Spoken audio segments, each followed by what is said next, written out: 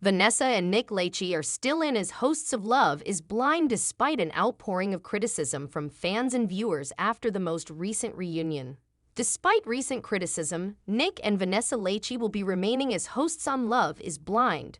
Following the Love is Blind Season 4 reunion, there were calls for Nick and Vanessa to be replaced, possibly by former contestants of the show.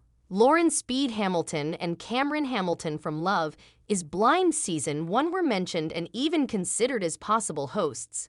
A source has informed ET that despite a recent fan petition, Love is Blind and the Ultimatum's Nick and Vanessa Lachey will remain as hosts. They also learned that there was no factual backing to the rumor that Lauren and Cameron from Love is Blind Season 1 would be replacing Nick and Vanessa.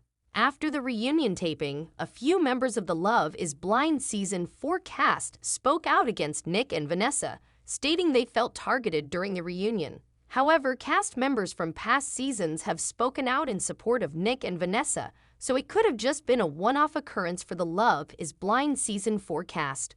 When Nick and Vanessa were hired for Love is Blind Season 1, there wasn't really any outrage with the casting.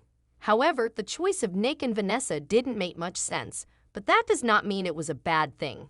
However, during the exceptionally dramatic Love is Blind Seasons 3 and 4, Nick and Vanessa dropped the ball when it came to reunions, especially with the latter season.